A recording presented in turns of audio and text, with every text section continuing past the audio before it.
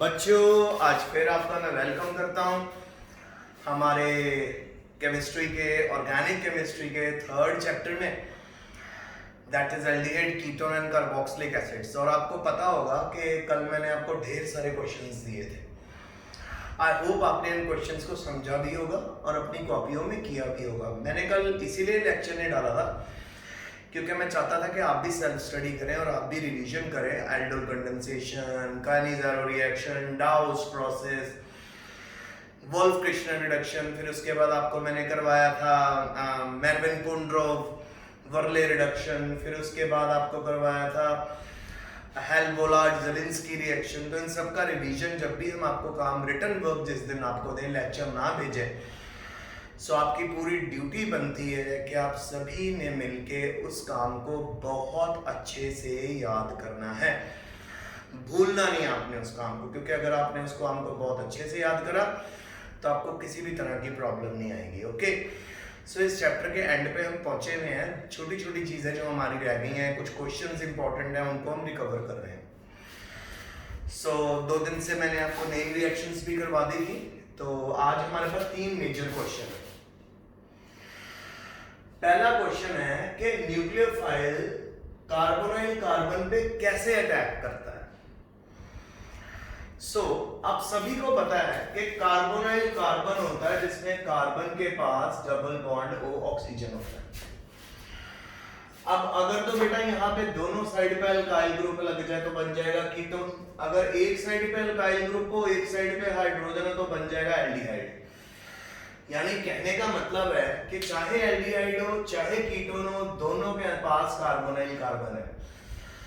और ये कैसे अटैक करता है? सबसे पहले हम इसके अंदर रेजोनेंस अगर बनाए, आप नोटिस करो, ये वाला डबल बॉन्ड इस ऑक्सीजन पे शिफ्ट हो सकता है। अगर ये वाला डबल बॉन्ड इस ऑक्सीजन पे शिफ्ट होगा तो O के ऊपर आ जाएगा नेगेटिव, C के ऊपर आ जाएगा पॉजिटिव चार्ज, क्योंकि लोन पेयर इधर चला गया। अब आप सभी जानते हैं कि न्यूक्लियोफाइल होता है न्यूक्लियस लविंग।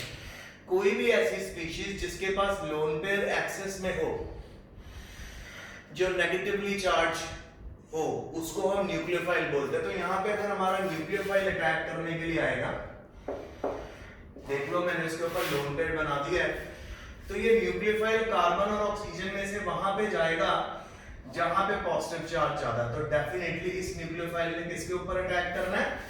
कार्बन के ऊपर। दूसरे में हम ये भी कह सकते हैं कार्बन और ऑक्सीजन में से ऑक्सीजन इज मोर इलेक्ट्रोनेगेटिव, तो ऑक्सीजन सारे इलेक्ट्रॉन अपने ऊपर खींच के रखता है, कार्बन के ऊपर इलेक्ट्रॉन्स नहीं होते, क्योंकि कार्बन इलेक्ट्रॉन डेफिशिएंट हो जाता है, इस करके कार्बन पे प्लस चार्ज। तो सबसे पहले हम पोलैरिटी सेट करेंगे कार्बोनाइल कार्बन के ऊपर।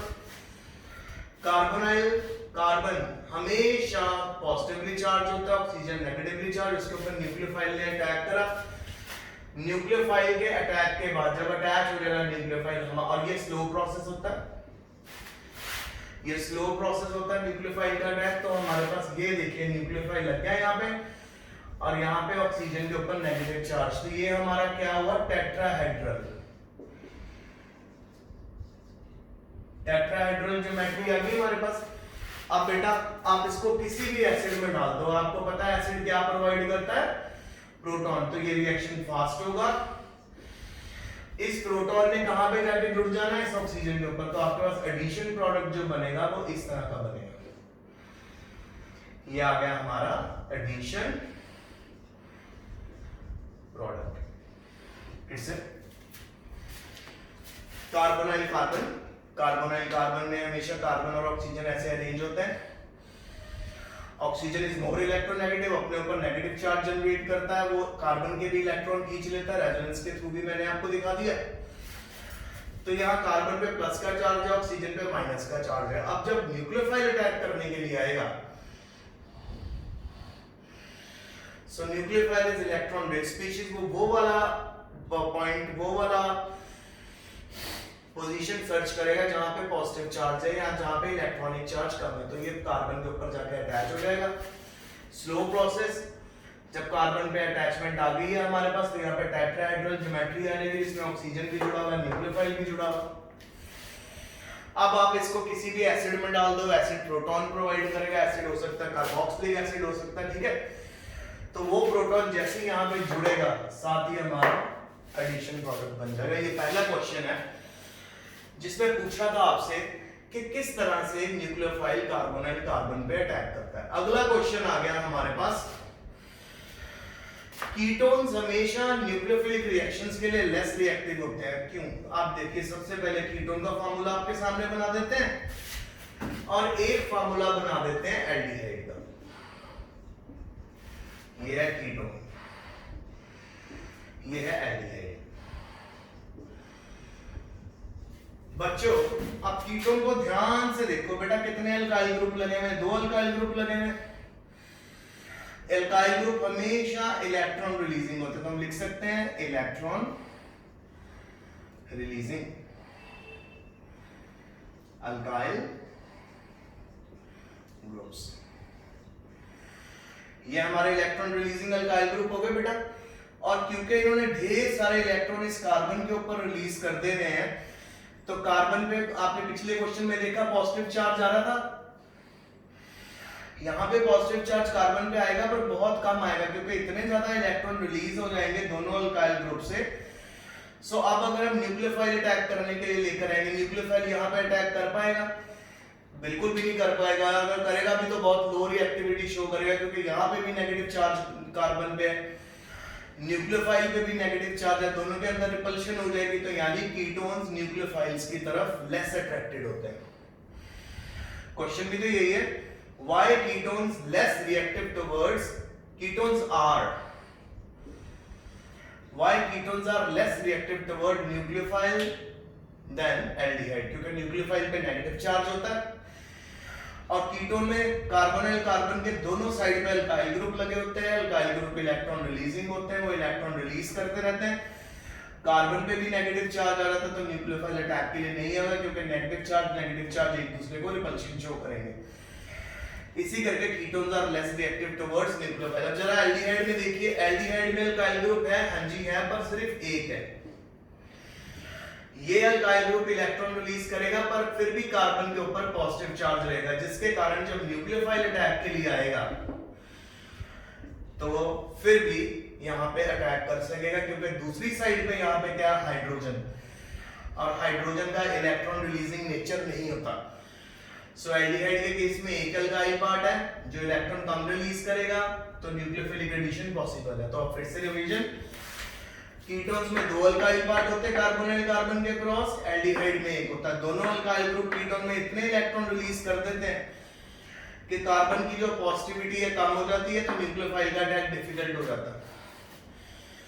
अब एल्डिहाइड के केस में एक अल्काइल ग्रुप है और एक हाइड्रोजन। अल्काइल ग्रुप थोड़ा इलेक्ट्रॉन रिलीज करता है, क्योंकि यहाँ तो दूसरा अल्काइल ग्रुप नहीं है, तो यहाँ पे कार्बन पे फिर भी पॉजिटिव चार्ज रहता है, तो न्यूक्लियोफिलिक अटैक टेक प्लेस कर सकता है।